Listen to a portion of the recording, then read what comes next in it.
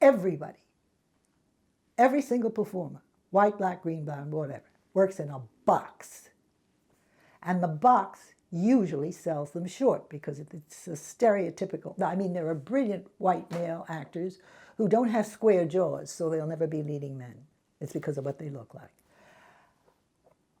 Take even the most successful, take a Tom Cruise, take a Farrah Fawcett. For years, they made tons of money. And the world fell in love with them, but they fell in love with the stereotype. He was a hunk, she was a pinup. The kind of girl you put in, if you're a soldier overseas, she's the girl you put in your locker. It took years for him to play Ron Kovic. He had to mess up his face and sit in a wheelchair and play Ron Kovic, born in the 4th of July, for people to say, oh my God, he can act. Who'd have thought it? He can act. Same thing for her. She had to age. She had to get wrinkles. She had to play roles that were more complex, more everything, more depth, and keep knocking it out of the park for people to say, my Lord, she was an actress, a real one. Who'd have thought it?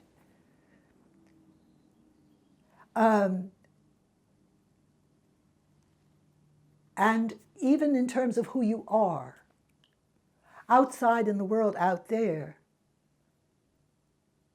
Dina Merrill was the daughter of Marjorie Merriweather Post. In the acting world, they had people in her social world were excited by who she was and who she was. In the theater world, she was Dina Merrill, and she was cared about in terms of the talent, who she was, what she could do. In the entertainment world, you can be all the things that they tell you are no-nos in real life. You can't be short, you can't be black, you can't be Jewish, you can't have one eye. If you're Sammy Davis, you can be an icon. That's the entertainment world. That's how different it is from everything else. Okay, that's one of the reasons why it's great to get in there. But then you work in the box. Of all the, Antonio Sabato, not Antonio Sabato, and Antonio Banderas, at one point in time on James Lipton's show about Actors Studio, he said that he felt boxed in by being a leading man, that many is the time that he's playing the straight, that the guy who's playing the villain has more fun and the better part. You know, everybody works in the box. But nobody works in a smaller box than a black actress. That's because we have to go through 2 filters, not just one. For the Latinas, it's, are you white or are you Latino? And if you're not white, there will be fewer roles for you as a Latina. And for the Asian Americans, it's going to be, are you Asian American or are you white? And if you're Asian American, it's going to be a problem. And if you're are you black or are you, it's going to be a problem. Now, in my day, there were only tokens for each one of those categories. I can tell you just who the people were, because those people managed to make their names famous for whatever reason, and then they were the go-to girls for everything else. And when those things came up, the 2 Latinas in my era were Cari Gerardo in Westerns and Rita Moreno. That was the ball game. Those are the girls they always went to. Same thing with the Asian Americans. Both of these girls had gained visibility in the world of Susie Wong, and it became so famous that Nancy Kwan and France Nguyen became the 2 Latinas. In my era, the one black who ever, in my generation, ever became an A-list star was Cicely Tyson. The only one. And in 1981, Cicely would end up with 6, the Image Awards that are given by the NAACP are really literally the Black Oscars. She's had 5 of them. She's won 5 of them.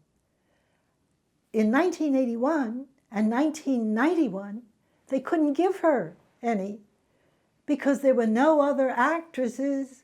She was the only one to play a role in a black movie that year. So they couldn't even drum up the 2 or 3 other actresses to place beside her so they could get a category for her to win from. Now, let me go on and say, if we were to have only one, even I, because I'm political, I wouldn't have picked me either. If we're only going to have one, I think she was marvelous. It was a marvelous choice. I'm so glad she was there. And because we couldn't have had a better. And one of the highlights of my life was to see a black president called Barack Obama pin a medal around her neck in the White House. Really, I mean, I can't tell you how much that meant. And she has handled it so gracefully, so gracefully. All of those, I knew all of those people who were out there all by themselves.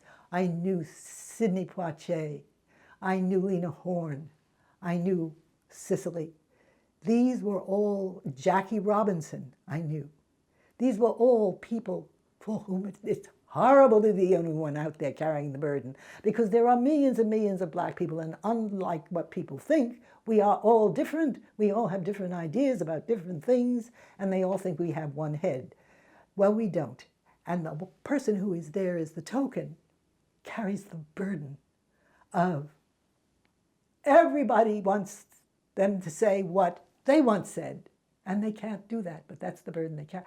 I am so happy about today, if only for the fact that we have a whole bunch of people we have who have reached that level so they can all enjoy being there. But these people who were out there first, it was hell, and they couldn't have done a more graceful job of it. And I feel that way about Cicely. She couldn't have done a more graceful job of being out there as our own. Okay, so now, with all of those actors, with black actors and actresses, we not only have to go through the filter of, are you black rather than white, we have to go through another filter that the others, the Latinos and the Asian Americans, don't have to bother with. All right, what color black are you? What shade of black are you? Because they chop off the two ends as you're too dark and you're too light, and they deal with the middle of the spectrum. And some of our biggest stars, like Viola Davis and Lupita Nyong'o, have been wonderfully eloquent, and good for them, about talking about the problems that pertain to actresses who are labeled too dark. They've been wonderful about that. And in my case, there really hasn't been anybody to talk about the business of being too light, because none of them have really gotten to that place yet. If you are so light you photograph like white, then you really have a hard time. Because beneath all that, they tell you, you know, you're not properly representative of your race.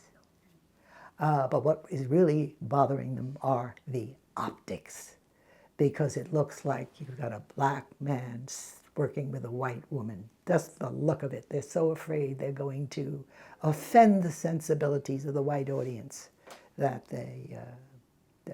so it's very much about that and all these other things. But it's the only... This is the box. The only role that you are considered the right thing to play, if you look like me and an army of other women like Janice Kingslow, Hilda Sims, Ginny Booth, Isabel Cooley, and on it goes. It's a long list. Is a black who is passing for white. And in my day, those roles went to white women. Jean Crane played in Pinky. Susan Kohner played an imitation of life. What's interesting about that is I read for that.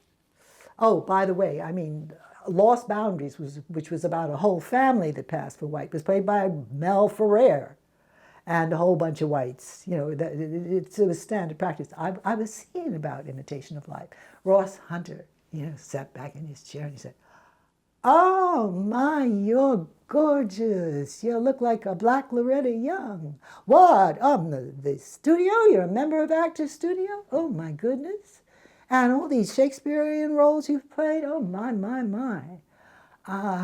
We had this most wonderful conversation, and I thought I left the interview thinking, oh, well, maybe I have a shot. Who knows? Well, anyway, no, I didn't. And they chose Susan Kohner.